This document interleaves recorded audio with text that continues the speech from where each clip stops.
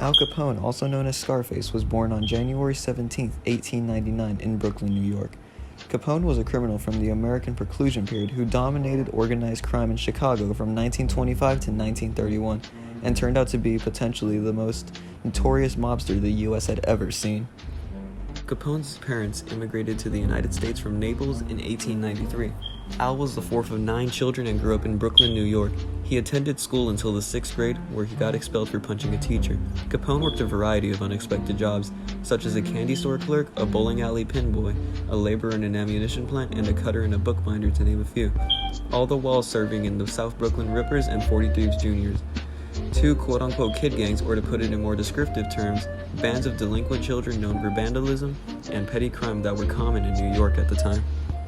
Capone had also become a member of the James Street Boys gang during this period, which was run by Notorious, the same man who would become his lifelong mentor, and who was also associated with the 5 Points gang.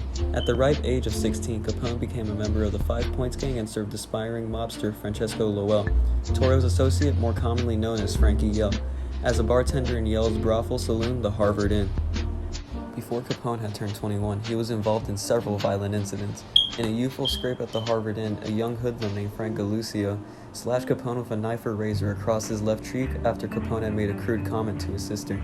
This would prompt the later nickname Scarface. Capone later shot the winner of a neighborhood craps game to death as he robbed him of his winnings. Despite being questioned by the police, Capone was let go because no one had witnessed the murder. In another incident, Capone brutally assaulted a low-level member of the rival White Hand gang and left him for dead. Since White Hand gang leaders promised retribution, Yell sent Capone, his wife, and his young child to Chicago to work for Torrio. This marked the beginning of his rise to the top. Torrio had moved from New York to Chicago in 1909 to help run the giant brothel business under Chicago crime boss Big Jim Colosimo. Shortly after Capone's arrival in the city in 1919, Colosimo was assassinated by either Yell or Capone himself in 1920 to make way for Torrio's rule. As Prohibition began, new bootlegging operations opened up and drew in immense wealth. In 1924, Capone was responsible for the murder of Joe Howard and retribution for Howard's earlier assault of one of Capone's friends. William McSwiggan, an aggressive prosecutor, attempted but failed to indict Capone when the eyewitnesses to the killing, fearing harm, lost their nerve and denied remembering the incident. Later that year, Torrio and Capone enlisted Yell and other associates to murder gang leader Deanie O'Banion in his flower shop. O'Banion's associates Jaime Weiss and George Bugs Moran were unsuccessful in their attempt to kill Torrio in early 1925.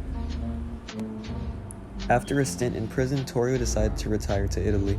This led to Capone becoming the crime star of Chicago, running gambling, prostitution, and bootlegging rackets, all while expanding his territories by gunning down rivals and rival gangs.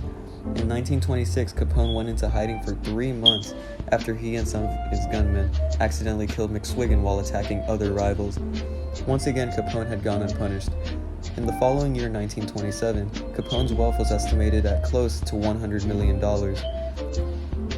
Following these events in 1929, a commercial garage on the north side of Chicago was the setting for the most horrific shooting in mob history, the St. Valentine's Day Massacre. On February 14, 1929, 7 members and associates of George Bugs Moran's bootlegging gang were lined up against a wall and shot dead inside the garage at 2122 North Clark Street.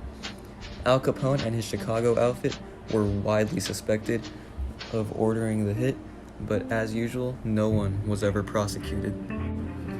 On June 5, 1931, Capone was convicted for 22 counts of federal income tax evasion.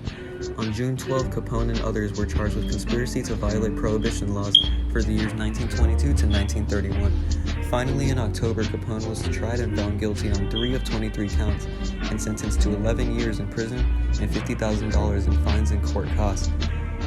He entered Atlanta Penitentiary in May 1932, but was transferred to the new Alcatraz prison in August 1934. In November 1939, suffering from general deterioration of paresis, a late stage of syphilis, he was released and entered a Baltimore hospital. Later, he retired to his Florida estate, where he died from cardiac arrest on January 25, 1947, at Palm Island, Miami Seashore, Florida, in 1947.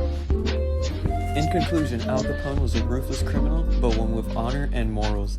He was truly a formidable foe to any mobster who wanted his position in the criminal underworld. It was you either work with him or against him. There was no in-between. That, ladies and gentlemen, was the life of notorious mobster Al Capone. The page that is currently shown on the screen are my citations and where I got my information from. Thank you.